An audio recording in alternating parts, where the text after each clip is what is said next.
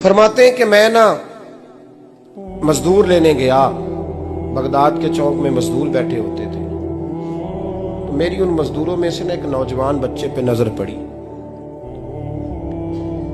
बड़ा कमजोर सा वजूद था, लेकिन चेहरे पर इबादत का निशान था। माथा बताता था कि नमाज का बड़ा ख्याल रखता है। मैं उसके करीब गया। चेहरे भी बड़ा कुछ बताते हैं ना, चेहरों में भी बड़ी रानाई होती है। फरमाते हैं मैं करीब गया, मैंने उसको कहा बेटे मजदूरी करोगे? तो कहने लगा मजदूरों में बैठा हूं तो हुजूर मजदूरी के लिए ही तो बैठा हूं। तो मैंने कहा कि चलो फिर। कहने लगा नहीं मेरी कुछ शर्तें। मैंने कहा बताओ। कहने लगा पहली शर्त यह है कि लोग 4 दिनार दिहाड़ी लेते हैं, मैं 3 दिनार लूंगा। मैंने कहा यार भाई तो बड़ी बेहतरीन है, बाकी भी इस तरह की रख ले। उसने कहा हुजूर दूसरी शर्त यह है कि मैं आपकी मुकम्मल बात मानूंगा, लेकिन जब अजान हो जाएगी फिर आपकी नहीं सुनूंगा। तीसरी बात उसने ये की कि हुजूर मैं आपके घर में काम करूंगा पर आपके किसी सवाल का जवाब नहीं दूंगा। कहते मैंने कहा यार तू बड़ा अजीब है, शर्तें तो मालिकों की होती हैं। कहने लगा जी बहरहाल मैं शर्तें लगा के जाता हूँ। फरमाते मैं उसे घर ले आया। काम मैंने उसको बताया तो जो काम मजदूर सारे दिन में करता है ना, उसने 2 घंटे में ही कर दिया। हमारे मजदूर सिगरेट पीने में भी तो आधा घंटा लगाते हैं, वो चाय पीने जाएं तो पौना घंटा। वहां उनको भी तो दयानतदारी करनी चाहिए कि नहीं करनी चाहिए? मुआहदा किया है ना जी, तो पूरा उतरना चाहिए ना। कहते 2 घंटे में। अब काम जब बंदा शुरू कराता है तो काम और निकल आता है। कहते काम मैंने उसको और बता दिया, वो करने लगा। उसने मिट्टी निकाल के रखी थी बाहर रास्ते में, तो अजान हो गई जोर की। उसने वहीं कुदाल छोड़ी कही और चलने लगा। तो मेरा बेटा कहने लगा इसको जरा बराबर कर दो। कहने लगा चुप कर जा, तेरे बाप से बात हुई थी, जब अजान होती है तो मैं किसी और की नहीं सुनता, सिर्फ अल्लाह रसूल की सुनता हूँ।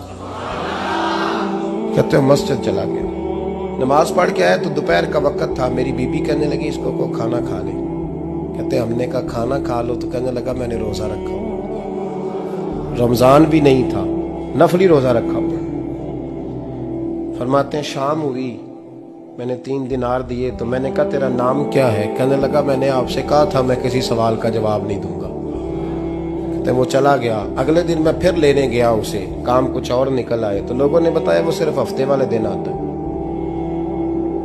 मैंने कहा क्यों? कहने लगे जी वो कहता है मेरा हफ्ते का खर्चा 3 दिनार है, जब 3 दिनार कमा लेता हूं तो बाकी सारा टाइम अल्लाह रसूल की जिक्र में गुजार दिया करता हूं।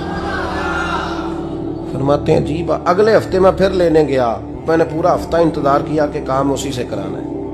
मैं जब गया तो मैंने कहा चलो। कहने लगा मेरी शर्तें याद है ना? और मैंने कहा याद है भाई साथ चल। फरमाते हैं काम कराया। 2-3 हफ्ते वो आता रहा। 1 हफ्ते में गया तो लोगों ने कहा हुजूर आज नहीं आया।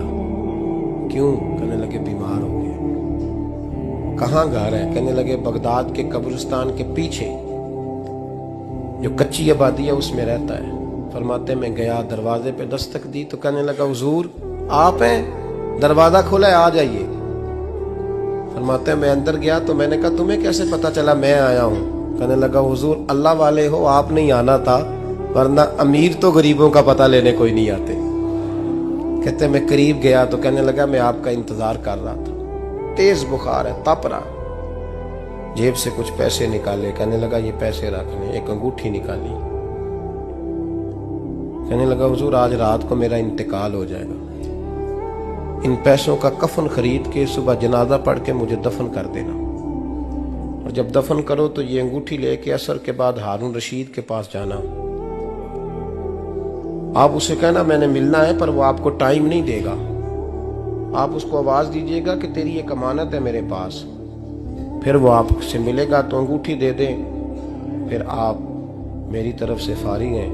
हजरत फरमाने लगे तेरा नाम? और कहने लगा हुजूर वक्त थोड़ा है, आज रात मैंने जाना है, बड़ी लंबी माफी मांगनी है रब करीम से, अगर मुनासिब समझे तो मुझे अपने रब से तन्हाई कर देने। फरमाते हैं मैं आ गया पर उसकी बातों ने मुझे सारी रात सोने नहीं दिया। फरमाते हैं सुबह बड़ी मुश्किल से सूरज निकला, मैं गया दरवाजे पे हाथ रखा तो दरवाजा खुला हुआ था। अंदर दाखिल हुआ तो खुशबुएं मेरा इस्तकबाल कर रही थी। जब चेहरे से कपड़ा हटाया तो उसका तो इंतकाल हो चुका। इंतकाल हो चुका है, ऐसे है जैसे किसी का दीदार करके सोया।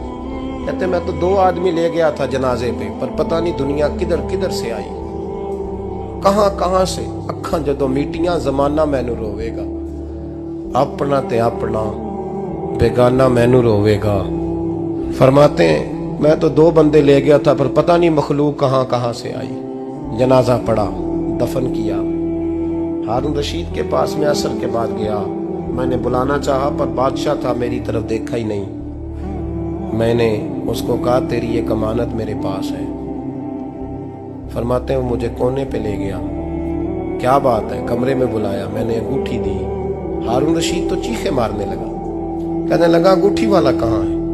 मैंने कहा वो तो इंतकाल कर गया। कहने लगा मुझे कब्र पे ले चल। कहते मैं कब्र पे लाया तो वो लेट गया, तड़प के रोने लगा।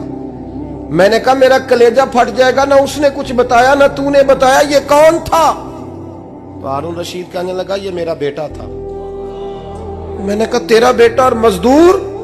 कहने लगा हुजूर ये हजरत दाऊद ताई के पास बैठा करता था, उनका मुरीद था।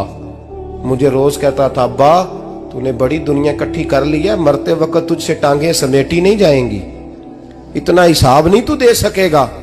मैं इसको समझा देता, इसकी अम्मा समझा देती। ये रोज हमें कहता छोड़ दो, आ जाओ अल्लाह रसूल की बारगाह में झुक जाएं।